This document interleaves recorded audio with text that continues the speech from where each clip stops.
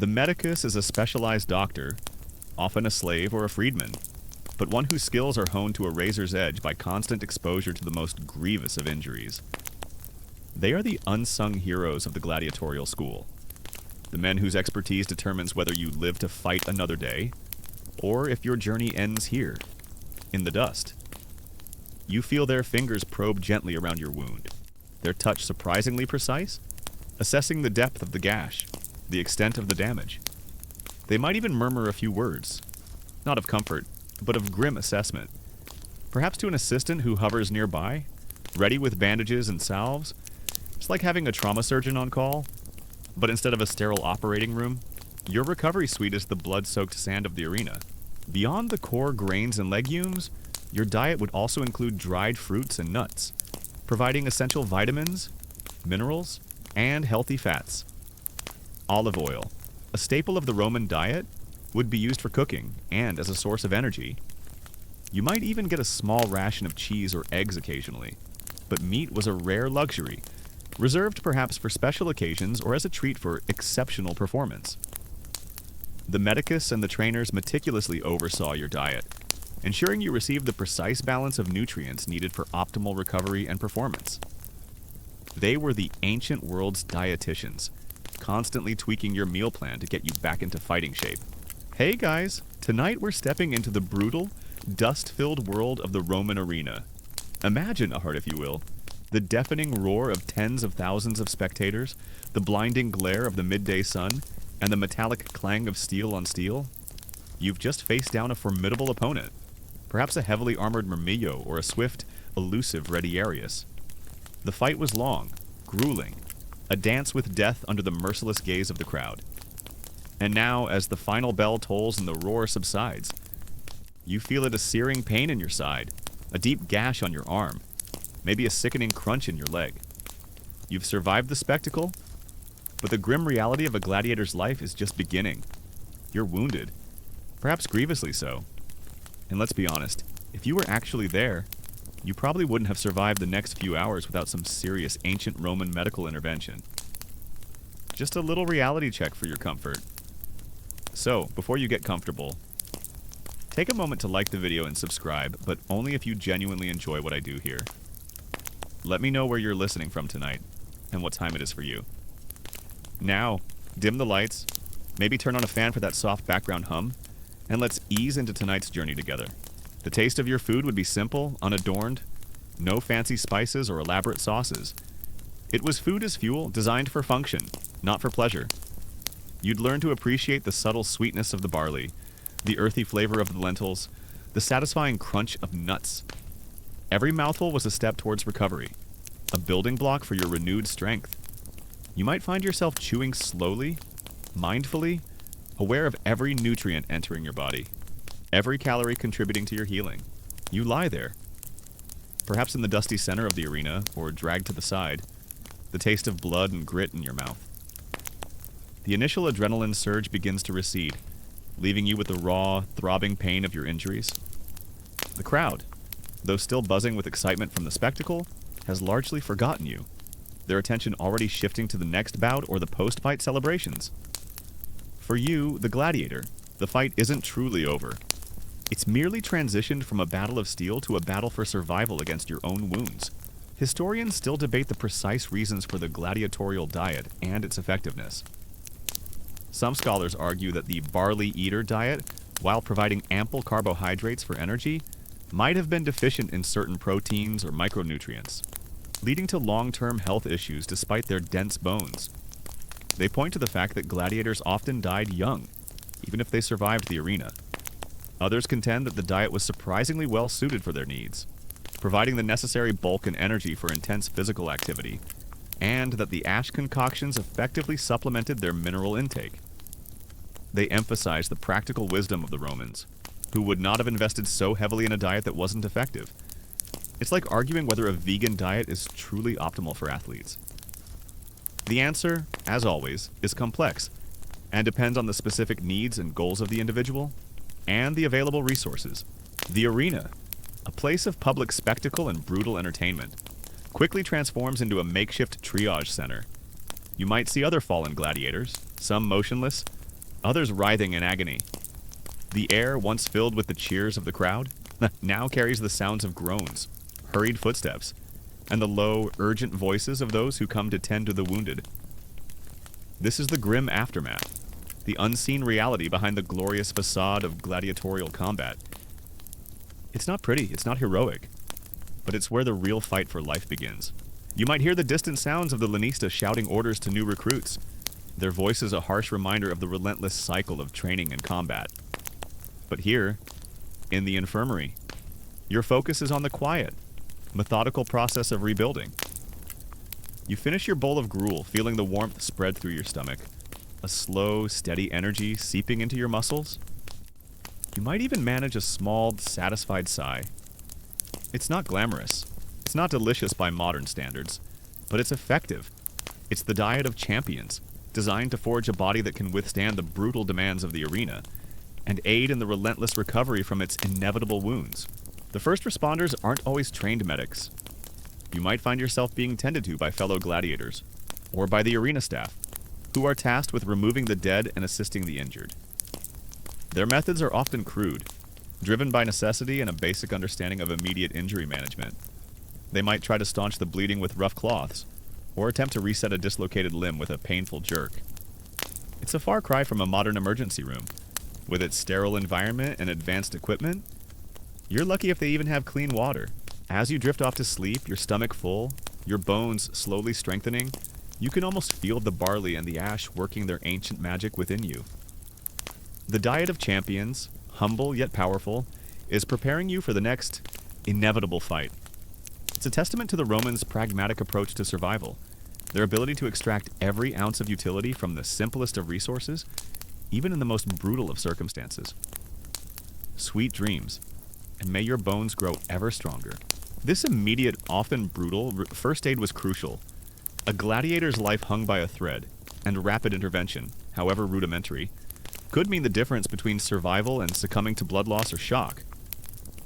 You might feel a searing pain as a rough hand presses down on a gaping wound, or a sickening lurch as a bone is forced back into place. There are no pain relievers here, no soothing words, just the raw, visceral reality of a body pushed beyond its limits. You've endured the strict regimen of the gladiator's diet, fueling your body with barley and ash, building strength from the inside out. Your bones are mending, your muscles are rebuilding, and your spirit, though constantly tested, remains unyielding. The medicus has overseen your physical and mental rehabilitation, pushing you to your limits, but also recognizing the need for respite. Because even the most formidable warrior needs a moment of peace, a brief escape from the relentless demands of the arena. Now, let's immerse ourselves in the surprisingly luxurious, yet profoundly therapeutic practices that soothe the gladiator's aching body, the baths, the massages, and the precious moments of relaxation. Consider a common historical fact. Gladiators, despite their brutal profession, were often incredibly valuable assets. They represented a significant investment for their lanista, the owner of a gladiatorial school. Training, feeding, and equipping a gladiator was expensive. Therefore, keeping them alive and fit to fight again was a high priority. This economic incentive drove the development of specialized medical care within gladiatorial schools. A surprising detail given the apparent disregard for their lives in the arena. It's like a sports team investing heavily in their star players' health. But instead of multi-million-dollar contracts, the incentive is just more fighting. Imagine the gladiatorial school, not just as a place of brutal training and grim infirmaries, but as a complex facility designed for both combat and recovery. After a grueling training session, or as you progress through your rehabilitation, you are led not back to your cramped barracks, but to the baths. The air shifts from the dusty smell of the training ground to a warm, humid embrace, carrying the scent of steam, olive oil, and perhaps a hint of lavender. This isn't just about getting clean, it's a vital part of your recovery, a ritual of cleansing and rejuvenation. Now, for a unique and lesser-known detail about this immediate aftermath often. The very sand of the arena, though blood-soaked, was sometimes used as a temporary absorbent for large wounds. While this sounds incredibly unhygienic to our modern ears, and it absolutely was, in a desperate situation, It was a readily available material to soak up blood and prevent further loss. You might feel the rough grit of the arena floor being pressed into your wound, a sensation that would make you wince even in your pain-addled state. This practice, while seemingly barbaric, highlights the desperate measures taken to keep these valuable assets alive. It's a bit like using a dirty napkin to stop a bleeding nose. Not ideal, but in a pinch, it's all you've got. You step into the Thermae, the Roman baths, a place that, even in a gladiatorial school, would have been designed for both function and a degree of comfort. The first room you enter might be the apoditerium, the changing room, where you shed your sweat-soaked training gear. Then you move into the tepidarium, a warm, humid room designed to prepare your body for the heat. The air is gentle, easing your muscles, allowing them to relax. You might see other gladiators, some with fresh scars, others with the faded marks of countless battles, all moving with a quiet reverence for this moment of respite. It's like a high-end spa, but instead of cucumber water, you're probably just grateful for clean water and a moment of quiet. The immediate goal was always to stabilize you, to prevent you from bleeding out or going into shock. You might be given a strong, crude wine to dull the pain, its acrid taste burning your throat. Or perhaps a simple, rough bandage made from strips of linen, hastily applied to your wounds. The air would be thick with the smell of sweat, blood, and the earthy scent of the arena floor. You might hear the distant cries of vendors selling snacks, a jarring contrast to the grim scene unfolding around you. The true therapeutic magic begins in the caldarium, the hot room. Here, when the air is thick with steam, almost suffocating, but intensely soothing. You feel the heat penetrate deep into your aching muscles, loosening knots, easing stiffness. You might sit on a marble bench, allowing the steam to open your pores, to draw out the impurities from your skin. The heat is intense, but it's a welcome pain, a cleansing fire that melts away the tension of training and the lingering discomfort of your wounds. This is a common historical fact. Roman baths were not just for hygiene. They were an integral part of Roman social life and a key component of their medical and wellness practices. Physicians often prescribed baths for various ailments, believing that the heat and steam could alleviate pain, reduce inflammation, and promote circulation. For gladiators, these benefits were amplified by their constant physical demands. It's like your ancient physical therapist prescribed a daily sauna session, but with a lot more public nudity and philosophical discussions. The gladiatorial schools themselves often had dedicated medical facilities, overseen by specialized doctors known as mediti.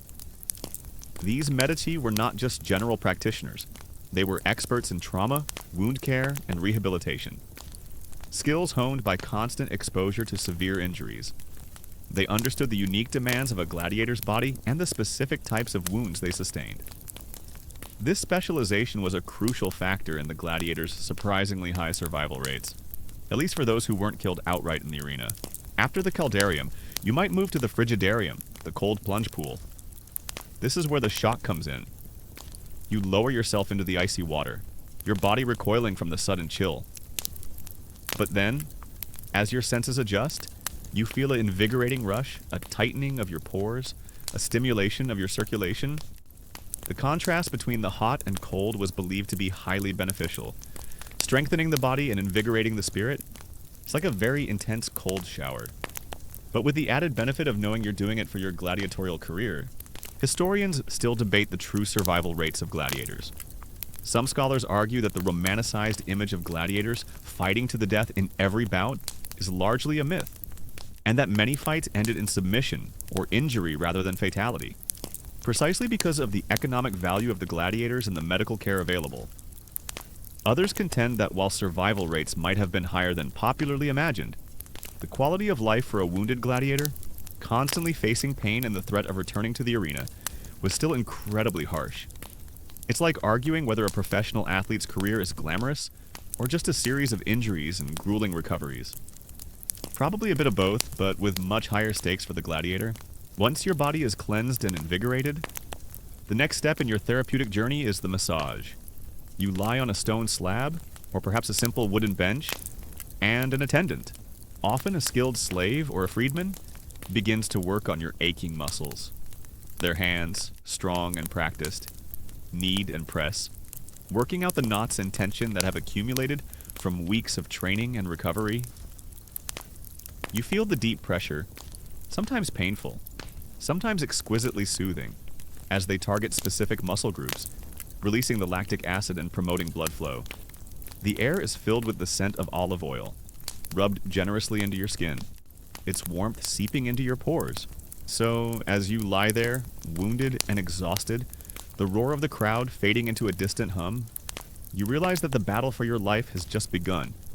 The arena's brutal aftermath is a harsh, unforgiving place, but within its confines, a specialized form of ancient medicine is already at work, fighting to heal your wounds and prepare you for the next inevitable fight. It's a testament to the Romans' pragmatism, their ability to adapt and innovate, even in the most brutal of circumstances. And as you drift off, remember, even in the dust and blood of the arena, there was a relentless drive to preserve life, if only to extend the spectacle. This is a unique and lesser-known detail about gladiatorial massages. They weren't just for relaxation, they were a highly specialized form of deep tissue manipulation, almost like ancient sports massage. The masseurs understood the anatomy of a gladiator's body, the specific muscles used in combat, and the common areas of injury. They would use various techniques, including kneading, rubbing, and percussion, to break down scar tissue, improve flexibility, and prepare the muscles for the next round of training. Some accounts even suggest they used small, blunt instruments to apply deeper pressure to specific points, almost like ancient trigger point therapy. It's a bit like your masseuse also being a certified athletic trainer, who knows exactly how to get you back on the field, or in your case, the arena. You're still lying there, dust clinging to your sweat-soaked skin, the raw agony of your wounds a searing counterpoint to the fading roar of the crowd.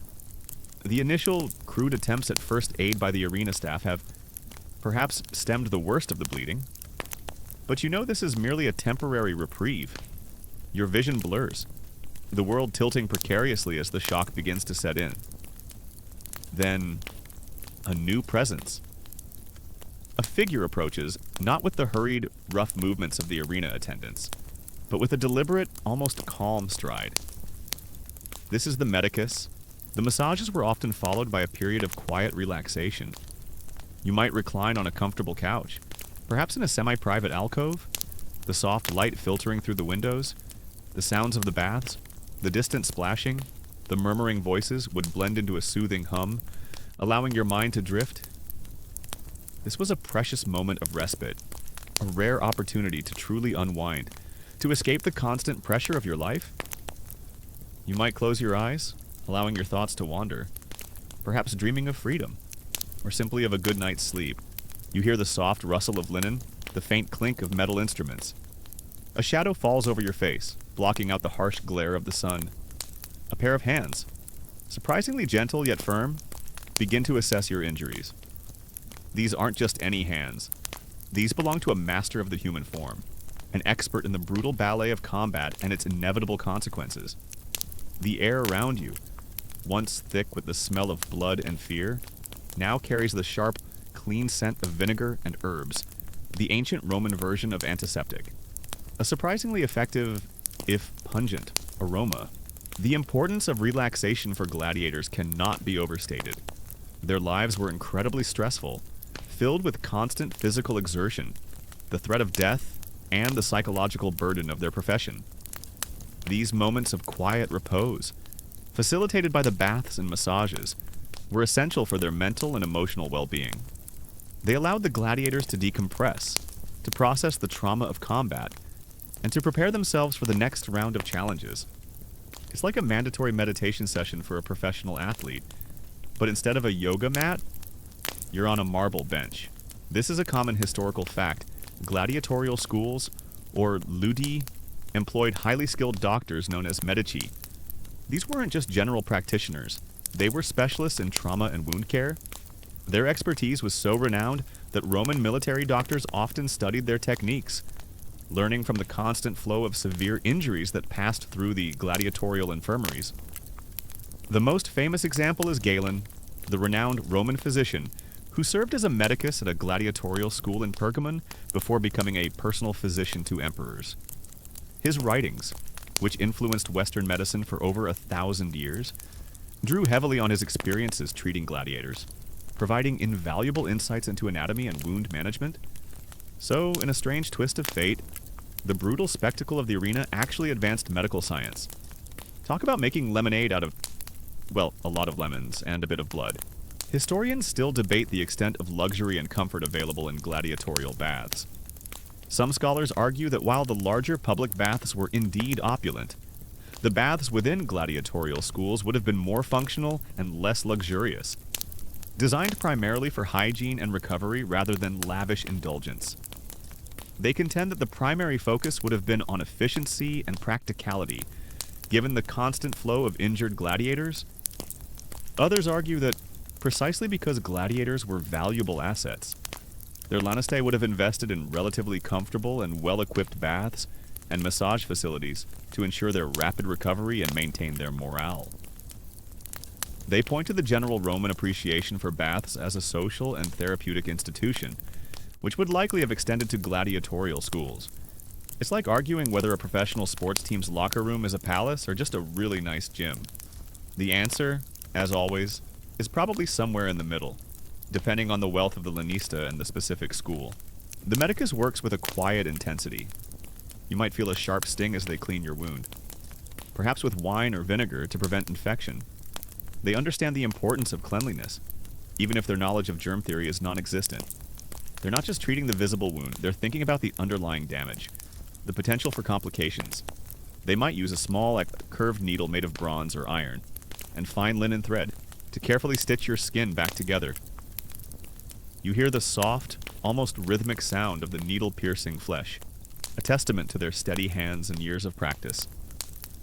There are no fancy surgical lights, just the harsh glare of the sun or the flickering light of oil lamps, casting dancing shadows on their focused face.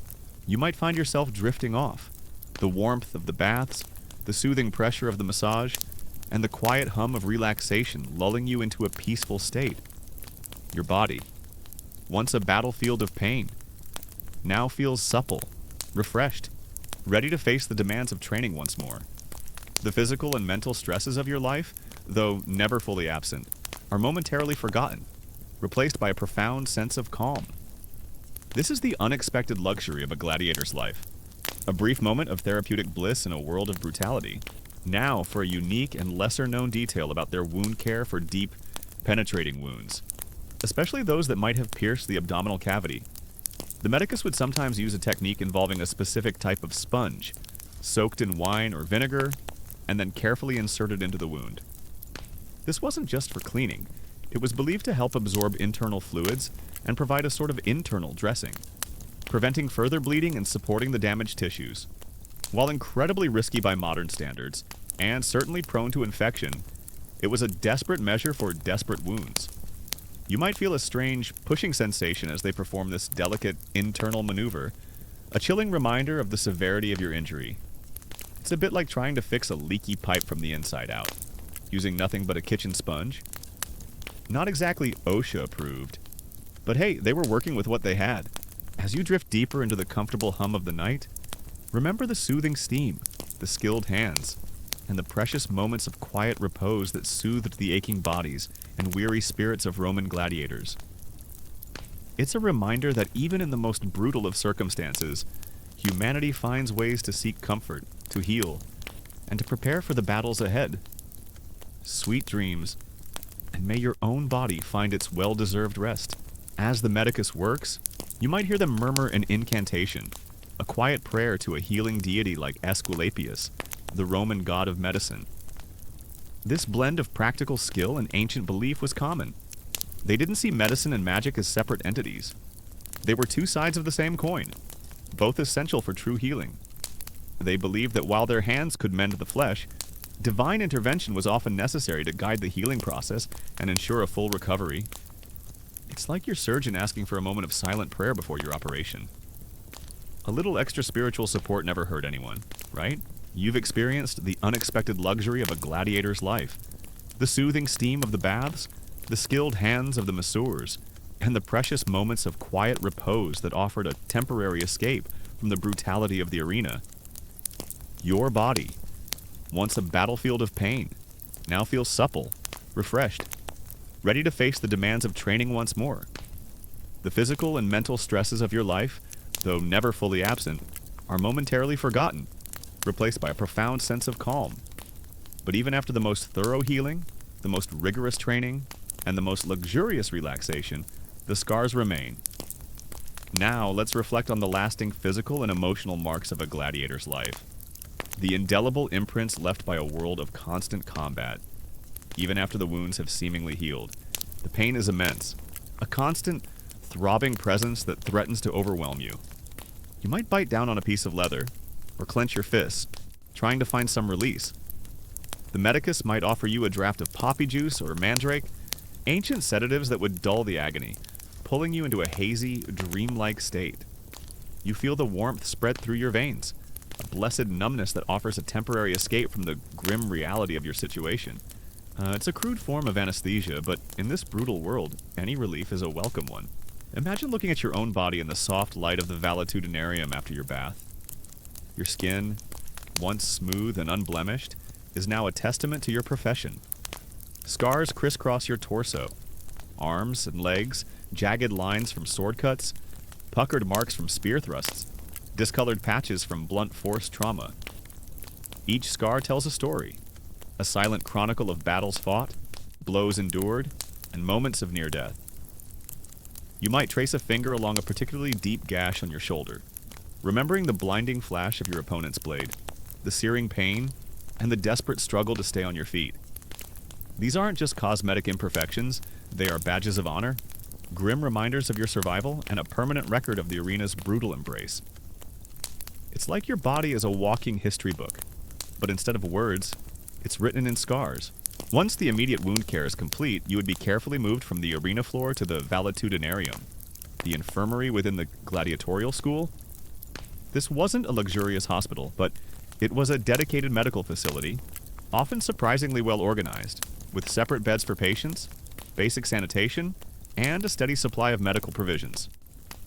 Here, the medicus and their assistants would continue your treatment, monitoring your condition, changing your dressings, and administering further remedies. The physical marks are undeniable. This is a common historical fact. Archaeological evidence, particularly studies of gladiator skeletons, reveals a high incidence of healed fractures, bone trauma, and various injuries consistent with combat. These findings suggest that gladiators, despite their rigorous training and medical care, sustained frequent and severe injuries. Their bones often show signs of repeated stress, indicating a life of intense physical exertion and constant impacts. You might feel a dull ache in your knee on a cold morning, a lingering reminder of that time your opponent's shield slammed into your leg, or a stiffness in your shoulder, where a sword blow narrowly missed your vital organs. These are the chronic pains, the constant companions that remind you of your past. Even when the acute wounds have closed, historians still debate the true level of surgical sophistication achieved by Roman Medici. Some scholars argue that their surgical skills were remarkably advanced for their time, particularly in treating external trauma, setting bones, and even performing amputations. They point to the detailed surgical instruments found in archaeological digs, which resemble surprisingly modern designs. Others contend that while they were skilled first responders, their understanding of internal anatomy and sterile procedures was still rudimentary, and that complex internal surgeries were rarely attempted due to the high risk of infection and mortality. It's like arguing whether ancient Roman roads were truly superhighways or just really well-built dirt paths. The answer, as always, is probably somewhere in the middle, depending on your perspective and how far you're willing to walk. But beyond the visible scars and the persistent aches, there are the unseen marks, the emotional and psychological wounds that run far deeper than any blade. You might find yourself waking in the middle of the night, heart pounding, reliving the roar of the crowd, the desperate struggle, the smell of blood and dust, the trauma of constant exposure to violence, the ever-present threat of death, and the knowledge that your life is not your own, all take a heavy toll on your psyche. You might develop a hypervigilance, constantly scanning your surroundings, even in moments of peace, a habit ingrained by years of needing to anticipate danger. It's like your brain has a permanent danger alarm set to high, even when there's no immediate threat. You lie on a simple cot, the rough wool scratching against your skin. but the pain is dulled, the world a soft blur. You hear the groans of other wounded gladiators, the quiet murmurs of the Medici as they move between beds, and the distant rhythmic clang of hammers from the blacksmith's forge, where new weapons are being crafted for future bouts. The air in the infirmary is thick with the smell of herbs, sweat, and a faint metallic tang of blood. You close your eyes, drifting into a fitful sleep, your body beginning the long, arduous process of healing. Now, for a unique and lesser-known detail about the emotional scars of gladiators, some accounts suggest that gladiators, particularly those who survived many bouts, developed a profound sense of fatalism or detachment. They learned to accept their fate, to view death not as an end, but as an inevitable part of their profession. This wasn't necessarily a sign of emotional resilience, but rather a coping mechanism, a way to mentally distance themselves from the horrors they faced.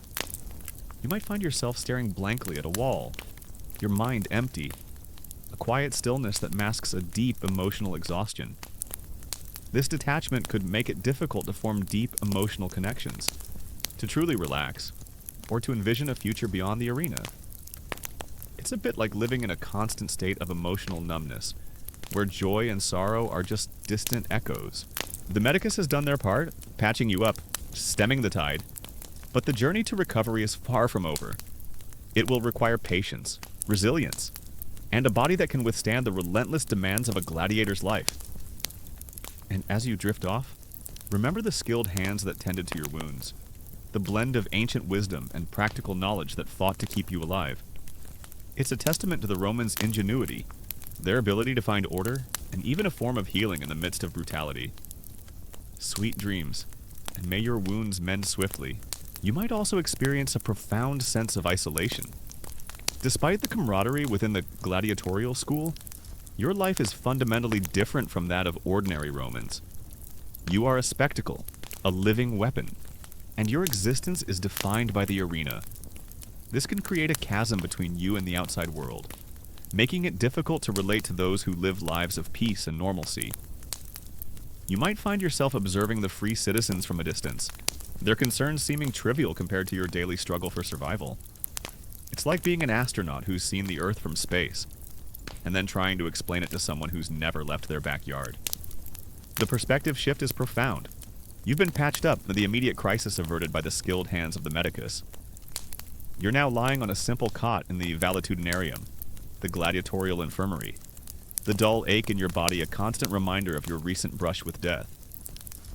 The pain is still there, a low throb, but it's manageable, dulled by the ancient sedatives. The air in the infirmary is thick with the scent of herbs and the quiet murmurs of other wounded gladiators. But the fight for survival isn't just about stitching wounds and dulling pain. It's about the long, arduous journey of recovery. A path paved with herbal poultices, bone broths, and an unwavering will to return to the arena. The dreams of freedom, though often distant, are always there, a flicker of hope in the darkness. But even if you gain your freedom, perhaps through winning enough fights or by being granted manumission by your lanista, the scars, both physical and emotional, will remain. You might struggle to adjust to a life without the constant structure and discipline of the gladiatorial school. The skills you honed, combat, survival, mental toughness, might not translate easily to civilian life. You might find yourself haunted by the memories of the arena, the faces of fallen comrades, the roar of the crowd. It's like a soldier returning from war, carrying the invisible wounds of battle long after the fighting has stopped. Your days in the infirmary begin with the rising sun, its weak rays filtering through small, high windows. An assistant to the medicus, perhaps a younger, less experienced slave or freedman, comes to change your dressings. You feel the cool, damp cloth against your skin as they carefully remove the old bandages, revealing the still raw wounds. The process is meticulous, designed to prevent infection and promote healing. They might apply fresh poultices, a thick, green paste made from various herbs, their pungent aroma filling your nostrils. You feel the warmth spread from the poultice, a soothing sensation that promises relief. The Roman society, while fascinated by gladiators, often viewed them as both heroes and outcasts. They were admired for their courage and skill, but also stigmatized by their profession, their status as slaves or freedmen, and their association with violence and death. This societal perception could further contribute to a gladiator's sense of isolation and the difficulty of reintegrating into normal life. You might find yourself walking through the streets, free for the first time, but still feeling the invisible chains of your past, the lingering judgment in the eyes of passers-by. The Roman understanding of herbal medicine was extensive and sophisticated. This is a common historical fact. They utilized a wide array of plants for their medicinal properties. For your wounds, they might use herbs like plantain, known for its anti-inflammatory and wound-healing properties, or yarrow, which was believed to help staunch bleeding. For internal ailments, or to boost your overall recovery, you might be given infusions of chamomile for its calming effects, or fenugreek, believed to be a general tonic. These weren't just folk remedies. They were a part of a systematic approach to healing, passed down through generations and documented in texts. It's like your ancient Roman grandma had a secret garden full of natural pharmacies, and she knew exactly which plant to pick for every ache and pain. Historians still debate the long-term psychological effects of gladiatorial combat on the individuals involved. Some scholars argue that the constant exposure to violence and the threat of death would have inevitably led to severe psychological trauma, including what we might now call PTSD. They point to the high rates of suicide among Roman slaves and the general brutality of their society as evidence of the immense psychological burden. Others contend that the strong sense of brotherhood within the gladiatorial schools, combined with their stoic philosophy and the rituals surrounding combat, provided a robust coping mechanism, allowing them to compartmentalize their fear and maintain their mental resilience. They argue that gladiators were not necessarily broken individuals, but incredibly tough and adaptable survivors. It's like arguing whether a diamond is beautiful because it's flawless, or because it's been forged under immense pressure, and both are true in their own way. But healing wasn't just about what they put on your body, it was also about what they put in it. Your diet in the valetudinarium would be carefully controlled, designed to provide the nutrients your body needed to repair itself. Forget your modern protein shakes and energy bars. Your recovery diet would be surprisingly simple, yet incredibly effective. You'd be given bone broths, rich in collagen and minerals, believed to strengthen your bones and aid in tissue repair. You'd also consume a lot of barley, often in the form of a thick, nourishing gruel. This is a unique and lesser-known detail. Gladiators were often referred to as hordeari, or barley eaters, due to their diet. While this might sound bland to our modern palates, barley was a staple for a reason. It's rich in carbohydrates, providing sustained energy, and contains various vitamins and minerals essential for recovery. It's like being on a super strict ancient Roman athlete's diet, where the secret ingredient isn't some fancy supplement, but just really good barley. You might also consider the physical toll that would eventually catch up to even the most successful gladiators. Repeated concussions, chronic joint pain, internal injuries, these would accumulate over time, leading to a diminished quality of life, even if they survived the arena. The constant demands on their bodies meant that few gladiators lived to a ripe old age, and those who did likely carried the heavy burden of their past, etched onto their very bones. You might find yourself longing for something more flavorful, perhaps a piece of roasted meat or a sweet fruit. But the medicus knows best. They understand that your body is a machine, and like any machine, it needs the right fuel to run efficiently and repair itself. The diet is designed to be easily digestible, minimizing strain on your system and maximizing nutrient absorption. You might even be given a special type of clay, mixed with water, to drink.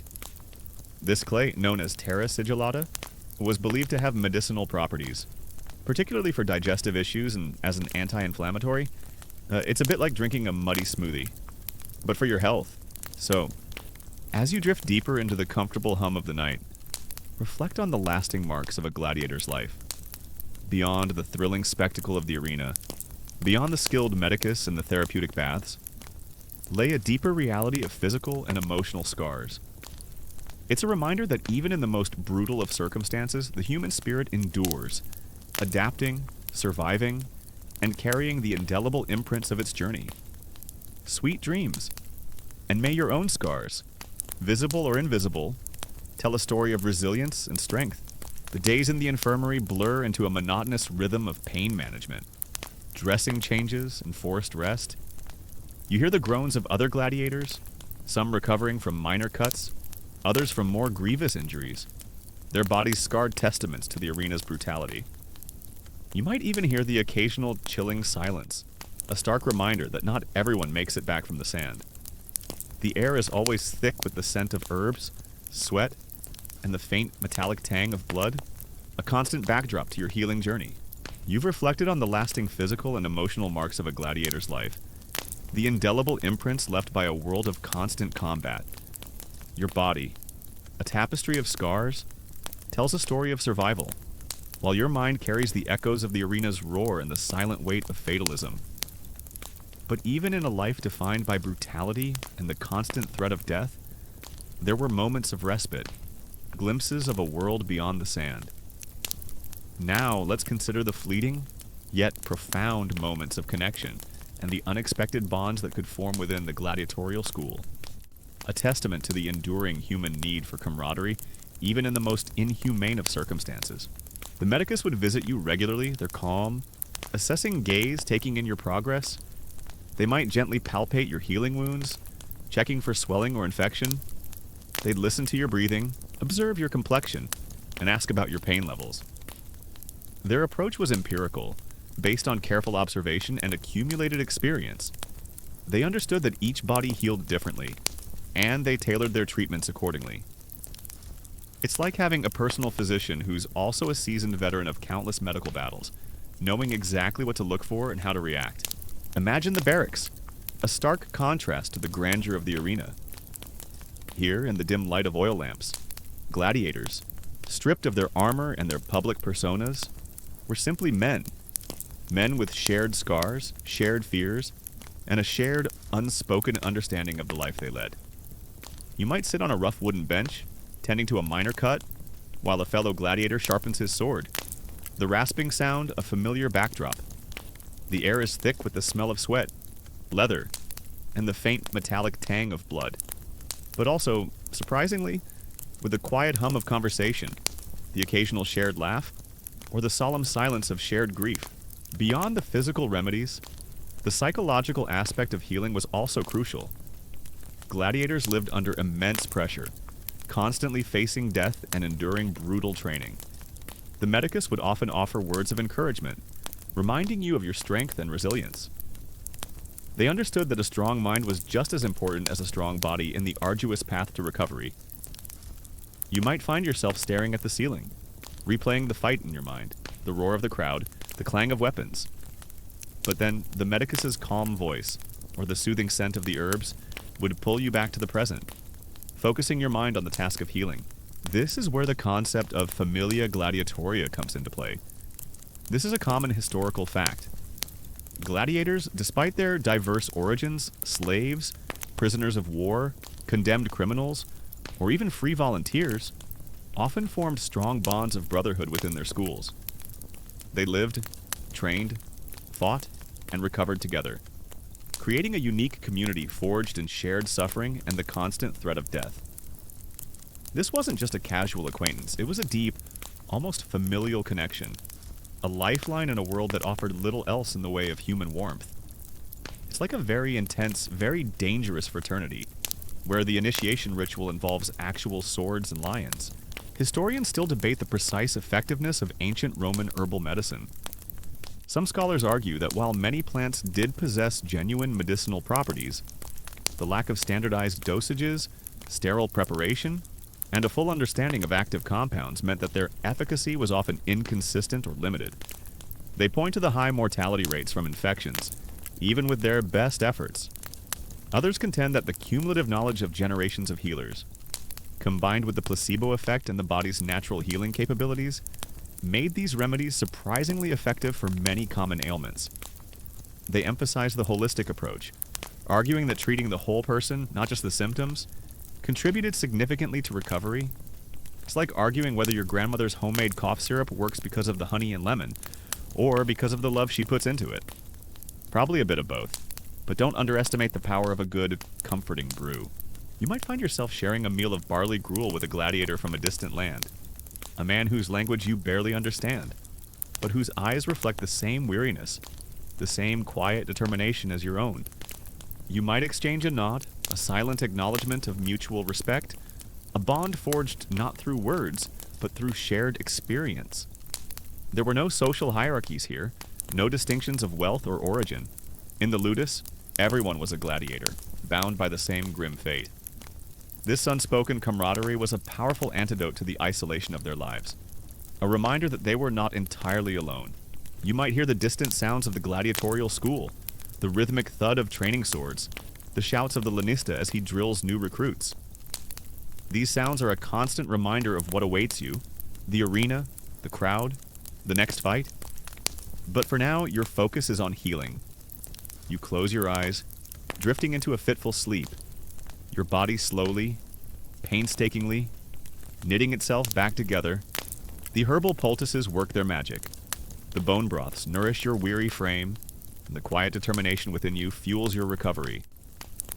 The journey is long, but the medicus and the ancient wisdom of Roman medicine are guiding your path, preparing you for the grueling physical therapy that lies ahead. Now, for a unique and lesser-known detail about these unexpected bonds, gladiators sometimes formed incredibly deep friendships, even rivalries that were tinged with respect, extending beyond the arena.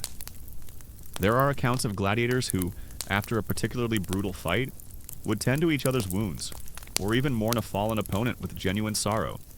Some even made pacts, promising to care for each other's families if one of them fell in combat. These were not just professional courtesies, they were expressions of profound human connection, forged in the crucible of shared mortality. Imagine being so close to someone that you'd risk your own life for them, even if you're supposed to be fighting them to the death. It adds a whole new layer to the term friendly competition. You've endured the initial agony, the meticulous patching by the medicus, and the monotonous rhythm of rest and herbal remedies in the valetudinarium. Your wounds, though still tender, are slowly knitting together, a testament to your body's resilience and the ancient healer's skill. The dull throb of pain has receded, replaced by a persistent ache, a constant reminder of the arena's brutal embrace. But the fight for survival isn't over. It has merely shifted from the passive healing of the infirmary to the grueling, often excruciating, path of physical therapy. You are about to discover that returning to the arena demands more than just mended flesh.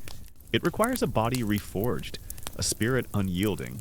You might find yourself confiding in a fellow gladiator, sharing a fear you wouldn't dare express to your lanista or even the medicus. Perhaps it's a dream of freedom, a memory of a loved one left behind, or simply the crushing weight of another impending fight. In these quiet moments, stripped of their public personas, gladiators found solace in each other's company, a safe space to be vulnerable, to be human. The barracks, often depicted as grim and oppressive, were also, paradoxically, places where genuine human connection could flourish. Your days in the valetudinarium begin to change. The medicus, or one of their more experienced assistants, now approaches your cot, not just with fresh poultices, but with a new, demanding glint in their eye. The gentle touch of wound care is replaced by firm, insistent hands that begin to manipulate your injured limbs. You feel the stretch, the pull, the initial sharp pangs of pain as stiff muscles and healing tissues are coaxed back into motion. This isn't a soothing massage, it's the beginning of a rigorous re-education of your body. A painful but necessary process to regain strength, flexibility, and the agility required for combat. The medicus also played a crucial role in fostering this camaraderie, albeit indirectly, by tending to their wounds, by ensuring their recovery. They reinforced the idea that each gladiator was a valuable member of the familia. The shared experience of healing, of pushing through pain together, further solidified these bonds. You might see the medicus offer a word of encouragement to a struggling gladiator, or a quiet nod of approval to one who has made significant progress in their rehabilitation. These small gestures, often overlooked, contributed to the overall morale and cohesion of the gladiatorial community. The philosophy behind gladiator rehabilitation was intensely practical. Get you back into fighting shape as quickly and effectively as possible. This is a common historical fact. Gladiators underwent a highly structured and intense physical training regimen, both before their first fights and during recovery from injuries. Their physical therapy wasn't just about regaining mobility. It was about rebuilding the specific strengths and movements needed for their fighting style. A retiarius needed swiftness and balance. A remedio required raw power and endurance. Your rehabilitation would be tailored to your specific needs. A personalized program designed to make you a lethal weapon once more.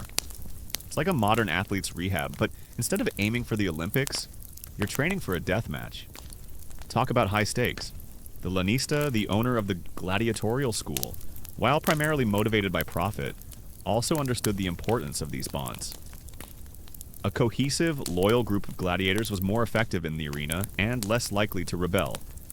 He might even encourage certain forms of camaraderie, perhaps by allowing shared meals or limited social interaction, knowing that a strong familia could lead to better performance and fewer problems. It's a cynical calculation, perhaps, but one that inadvertently allowed for genuine human connection to blossom. Your first exercises are simple, almost deceptively so. Gentle stretches, passive movements where the medicus or assistant moves your limb for you, slowly increasing the range of motion. You grit your teeth, sweat beading on your brow as pain flares. But you push through it, driven by an innate understanding that this pain is not a sign of weakness, but a necessary step towards recovery. You might hear the quiet murmurs of encouragement from the medicus, or perhaps a stern reminder of the consequences of not recovering quickly enough. The lanista, the owner of the gladiatorial school, is always lurking, his investment in you a constant pressure. You might observe a veteran gladiator, he is scarred and grizzled, offering advice to a young recruit, teaching him the subtle nuances of combat, or simply sharing a quiet word of wisdom about surviving the arena, both physically and mentally. This mentorship, passed down from one generation of gladiators to the next, was another form of healing, a way to prepare the mind for the horrors to come, and to ensure the continuity of their brutal profession. It's like a very exclusive, very dangerous mentorship program, where the lessons are learned not from textbooks, but from the very real consequences of life and death. As your strength slowly returns, the exercises become more demanding. You might be asked to lift light weights, perhaps bags of sand or small stones, gradually increasing the load. You'll perform repetitive movements, mimicking the actions of combat, thrusting, parrying, dodging, but in slow motion, focusing on proper form and muscle engagement. The goal isn't just to heal the wound, but to ensure that the surrounding muscles are strong enough to protect the injured area and prevent re-injury. It's like learning to walk again, but with the added pressure of knowing you'll soon be running with a sword and shield. Historians still debate the true nature and depth of these gladiatorial bonds. Some scholars argue that while camaraderie existed, it was ultimately overshadowed by the brutal reality of their profession, where each gladiator was ultimately fighting for their own survival, often against their own comrades in training. They point to the inherent competition and the constant threat of betrayal or death as factors that would have limited true, deep friendships. Others contend that the shared trauma and unique circumstances of their lives fostered incredibly strong, almost unbreakable bonds, a form of chosen family in a world that had stripped them of their own. They emphasize the psychological need for connection in extreme environments, arguing that these bonds were essential for their mental and emotional survival. It's like arguing whether soldiers in a war zone are truly friends or just comrades in arms. The answer, as always, is complex and deeply personal, shaped by the crucible of shared experience. Now, for a unique and lesser-known detail about their physical therapy, gladiators often utilized a form of ancient hydrotherapy, not just for hygiene, but for therapeutic purposes. You might be submerged in large, warm baths, perhaps infused with herbs, to soothe aching muscles and promote blood flow to injured areas. But beyond the simple soak, some accounts suggest they used techniques that involved moving and exercising injured limbs underwater, using the resistance of the water to build strength without putting excessive strain on healing joints and muscles. Imagine performing slow, deliberate lunges or arm swings in a warm, communal bath, the water providing a gentle yet effective resistance. This was an early form of resistance training, surprisingly advanced for its time. It's like your ancient Roman physical therapist also doubled as a synchronized swimming coach, just without the sparkly costumes. You might also consider the role of the gladiatorial games themselves in forging these bonds. The shared experience of facing death together, of relying on each other for survival in the training arena, created a unique form of trust and understanding. Even if they were destined to fight each other in the public spectacle, the training ground fostered a sense of unity, a shared purpose that transcended individual rivalries. Okay, it's like a very intense team-building exercise, where the stakes are literally life and death. The pain is a constant companion during these sessions. You feel the pull of scar tissue, the burning ache of muscles reawakening after weeks of disuse. There are no fancy pain machines, no ice packs or heating pads. You rely on your own mental fortitude and your ability to push through the discomfort, to focus on the end goal, the arena, the roar of the crowd, the chance to survive another day. The medicus might apply specific liniments or oils, rubbed vigorously into your muscles to stimulate circulation and reduce soreness. These concoctions, often made from olive oil infused with various herbs, would leave a pungent, earthy scent on your skin. So, as you drift deeper into the comfortable hum of the night, reflect on the unexpected bonds that formed within the gladiatorial schools. Beyond the brutal combat and the grim reality of their lives, lay a deeper truth, the enduring human need for connection, for camaraderie, for a sense of belonging. Even in the most inhumane of circumstances, the human spirit finds ways to adapt, to survive, and to forge bonds that transcend pain and fear. It's a reminder that even in the darkest corners of history, the light of human connection can still shine. The psychological aspect of this grueling path cannot be overstated. Gladiators lived under immense pressure, constantly facing death and enduring brutal training. The rehabilitation process was not just physically demanding, it was mentally taxing. You might find yourself battling self-doubt, fear of re-injury, or the crushing weight of knowing that your life depends on your body's ability to perform. The medicus often played a crucial role here, offering not just medical advice, but also psychological support. They understood the gladiatorial mindset, the need for unwavering determination, and they would offer words of encouragement, reminding you of your past victories and your inherent strength. It's like your physical therapist is also your life coach, constantly pushing you to be better, stronger, more resilient. You've reflected on the unexpected bonds that formed within the gladiatorial schools, a testament to the enduring human need for camaraderie, even in the most inhumane of circumstances. Your body, a living map of scars, tells a story of survival, and your mind, though bearing the echoes of the arena's roar, finds solace in the shared humanity of your comrades. But as the sun sets on the Roman Empire, casting long shadows across the sands of time, the brutal world of the gladiator, surprisingly, leaves behind a legacy that extends far beyond the arena itself. Now, let's consider how their brutal world unexpectedly contributed to medical knowledge for centuries. A testament to the enduring human drive to understand and heal the body, even in the most unlikely of settings. Your diet, the hordery barley gruel, continues to be a central part of your recovery. It's not glamorous, but it provides the steady stream of carbohydrates and nutrients your body craves. You might also be given specific supplements, perhaps a concoction of ash from burnt bones, believed to strengthen your own skeletal system. While this sounds a bit grim to our modern ears, it reflects their empirical observation that certain substances seem to aid in bone repair. It's like your ancient Roman nutritionist telling you to drink your bone ash smoothie for strong bones. Delicious. Imagine the Colosseum. Not as a ruin, but as a vibrant, terrifying stage. You've just fought, perhaps won, perhaps merely survived. The roar of the crowd, the clang of weapons, the smell of blood and dust, these are the immediate sensations. But behind the scenes, in the valetudinarium, a different kind of drama unfolds. Here, the medicus, with their skilled hands and keen eyes, meticulously tends to your wounds, learning, observing, documenting. This constant flow of severe, often unique, injuries provided an unparalleled living laboratory for anatomical and surgical knowledge. It's like a modern medical school that gets all its practical experience from a perpetual high-stakes emergency room, but with swords. The sounds of the gladiatorial school are a constant backdrop to your rehabilitation. The rhythmic thud of wooden swords against shields, the shouts of the lanista as he drills new recruits, the clang of metal from the blacksmith's forge, all serve as a constant reminder of the world you are fighting to return to. You might see other gladiators, some fully recovered, others still limping, but all driven by the same grim determination.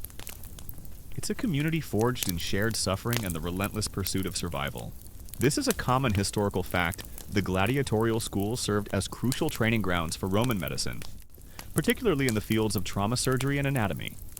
The sheer volume and variety of wounds sustained by gladiators offered physicians an unprecedented opportunity to study the human body in various states of injury.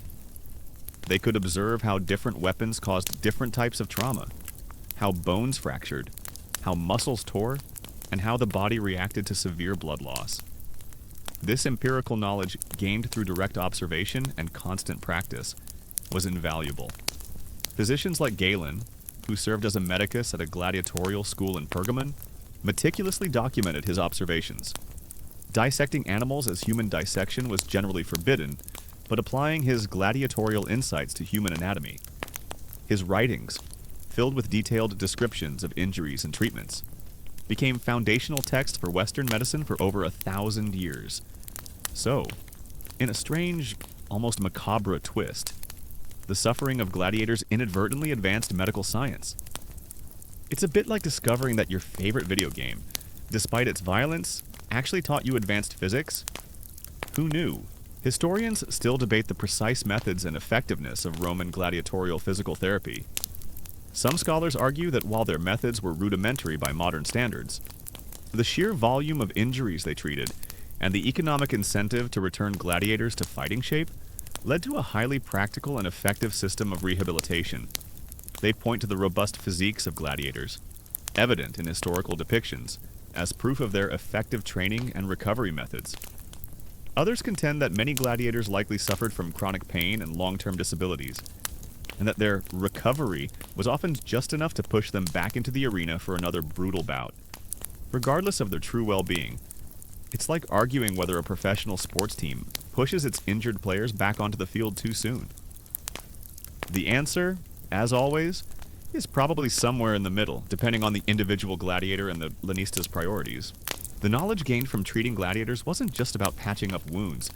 It extended to understanding the effects of diet on the body, the importance of physical therapy and rehabilitation, and even the psychological resilience needed to cope with extreme stress.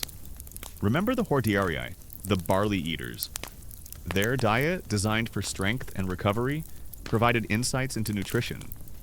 The rigorous physical therapy you endured in the valetudinarium laid foundations for rehabilitation practices. The Medici were pioneers in sports medicine, long before sports medicine was even a concept. It's like they were running a very early version of a high-performance athletic clinic, but instead of Olympic medals, the prize was simply living to fight another day. You push through another set of exercises, your muscles screaming in protest, but your mind is focused. You feel the subtle shift in your body, the gradual return of strength, the increasing range of motion. The pain is still there, but it's no longer overwhelming. It's a familiar companion, a sign that you are healing, that you are rebuilding. The medicus watches, their gaze assessing, their face betraying no emotion. They know the path you are on, the challenges you face, and they know that your survival, your return to the arena, is the ultimate test of their skill and your will. Now, for a unique and lesser-known detail about this medical legacy, the gladiatorial schools also contributed to the development of early prosthetic limbs and advanced bandaging techniques. While crude by modern standards, archaeologists have found evidence of gladiators using basic wooden or metal prosthetics to replace lost limbs, allowing them to continue training or even return to a modified form of combat. The Medici also developed highly sophisticated bandaging methods, using multiple layers of linen and specific wrapping patterns to provide support, absorb, exudate, and promote healing for complex wounds. These techniques were later adopted by Roman military doctors, demonstrating the practical application of gladiatorial medical innovations. Imagine a gladiator with a wooden leg, still training, still fighting, a testament to both their resilience and the medical ingenuity that supported them. It's a bit like your ancient Roman doctor also being a master carpenter and a wizard with bandages. Truly multi-talented. As you drift off to sleep, your body aching but your spirit resolute. You can almost hear the distant roar of the crowd, a sound that once filled you with dread. But now, surprisingly, feels like a promise. The grueling path of physical therapy is slowly but surely guiding you back to that arena, to that dance with death. But this time, you'll be stronger, more resilient, a body reforged by ancient wisdom and an unwavering will to survive. The detailed records kept by some Medici were also crucial. While not always formal medical journals, these records, often inscribed on wax tablets or papyrus fragments, documented the types of injuries, the treatments applied, and the outcomes. This systematic approach to observation and record keeping, born out of necessity, laid the groundwork for later medical research and clinical practice. It's like they were running the first clinical trials, but the subjects were unwilling participants in a deadly spectacle. A grim but invaluable contribution. You've battled through the psychological gauntlet, your mind reforged, your spirit unyielding. The medicus has guided your physical rehabilitation, coaxing strength back into your aching limbs. You feel the subtle shifts within your body, the gradual return of power, the promise of the arena beckoning once more. But even the most rigorous training and the most dedicated physical therapy would be useless without the right fuel. Now, let's delve into a surprisingly crucial and often misunderstood aspect of a gladiator's recovery: their diet. You are about to uncover the surprising, often vegetarian, diets designed not just to sustain them, but to build strong bones and aid in their relentless recovery. The knowledge gained from treating gladiators wasn't confined to the arena. It permeated Roman society, influencing military medicine, public health practices, and even the care of ordinary citizens. The skills honed in the ludus were transferable, applicable to a wide range of injuries and ailments. The Medici, after gaining experience in gladiatorial schools, often went on to serve in the Roman legions or establish private practices, spreading their expertise throughout the empire. It's like graduating from the most intense medical residency program imaginable, and then going on to become a highly sought-after specialist. Imagine the valetudinarium at mealtime. Forget the images of gladiators gorging on roasted meats and rich feasts. The reality is far more earthy. You sit on your cot, perhaps still a bit sore, and an assistant brings you a bowl. It's not a succulent cut of lamb or a juicy boar chop. Instead, it's a thick, hearty gruel. Its aroma a blend of grains and something vaguely earthy. This is your fuel, your sustenance, and the foundation of your recovery. Historians still debate the ethical implications of this medical advancement.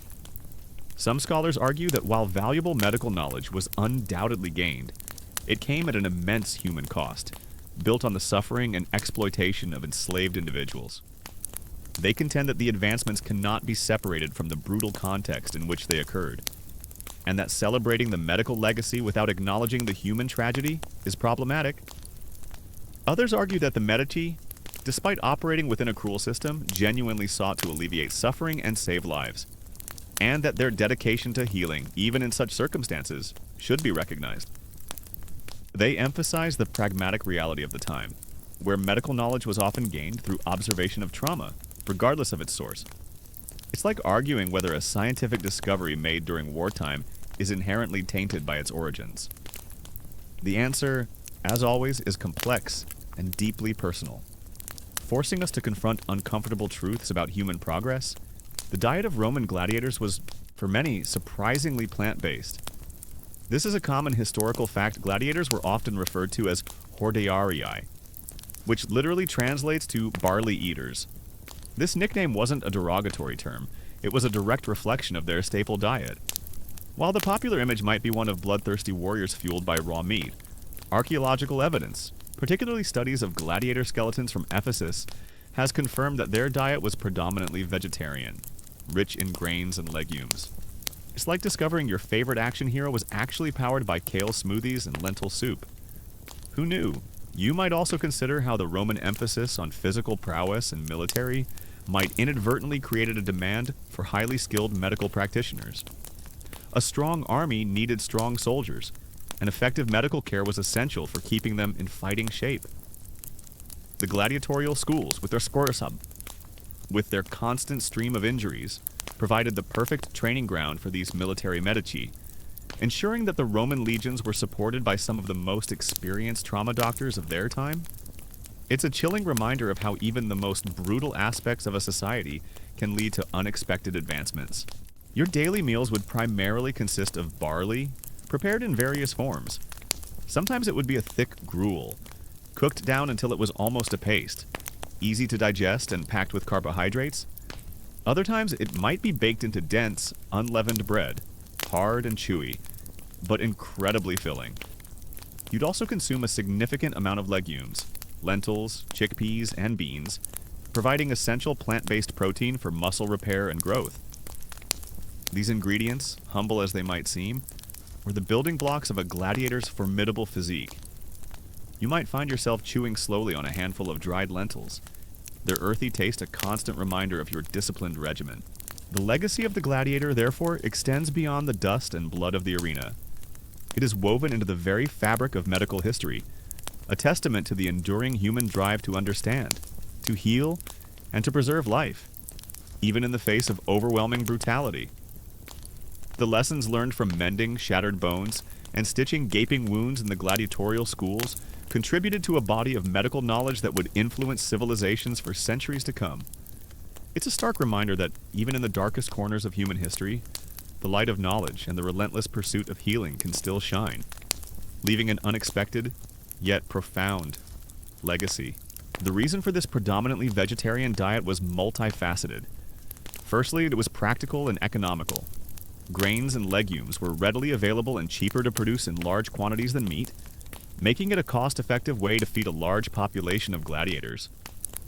Secondly, and more importantly, it was believed to be highly effective for their specific needs. This diet provided a steady, sustained release of energy, crucial for their intense training and grueling combat. The high carbohydrate content ensured they had enough fuel to endure long bouts in the arena, and the plant-based proteins aided in muscle development and recovery. It's like a modern marathon runner's carb loading strategy, but instead of pasta, it's barley. And instead of a medal, you get to live. As the final echoes of the arena's roar fade into the quiet hum of the night, and the last gladiator's wounds are tended, you can almost feel the weight of centuries of medical knowledge, built upon the experiences of these ancient warriors, their lives. Though brutal and often short, contributed to a legacy that continues to shape our understanding of the human body and its remarkable capacity for healing.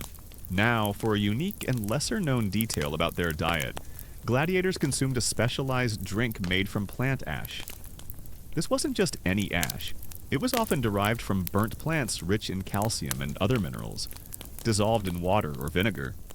This concoction was believed to strengthen their bones and aid in healing fractures, a crucial aspect of recovery for individuals who constantly sustained bone-jarring impacts. You might be handed a cup of this murky, slightly gritty liquid, its taste a peculiar blend of earthy bitterness and faint acidity. It sounds absolutely dreadful, like drinking a campfire. But it was their ancient version of a calcium supplement, a bone-building elixir. It's a bit like your doctor telling you to drink a glass of charcoal water for your health. Not exactly appetizing, but if it keeps your bones from shattering, you'd probably chug it. The soft glow of your screen begins to dim, the sounds of the ancient world gently receding. You feel the comfortable weight of your blanket, the gentle rhythm of your own breath, the stories of the gladiators, their struggles, their resilience, and the unexpected medical wisdom that emerged from their brutal world. Now settle into the quiet corners of your mind. Let those images, those whispers from the past, drift and mingle with your dreams. There's a profound peace in understanding how even in the harshest of times, humanity found ways to mend, to learn, to endure. The ancient world, with all its complexities, offers lessons that still resonate today. A quiet reminder of the strength within us all. Your journey through history is complete for tonight. This ash drink, often referred to by scholars as a calcium tonic, highlights a surprisingly advanced understanding of the body's need for specific minerals, even if their methods of delivery were, shall we say, unconventional. They observed that gladiators, despite their brutal profession, often had remarkably dense bones. This led them to hypothesize that certain dietary elements were responsible, and their ash concoctions were an attempt to provide those vital minerals. It's a testament to their empirical observation, even if their scientific explanation was still rooted in ancient beliefs.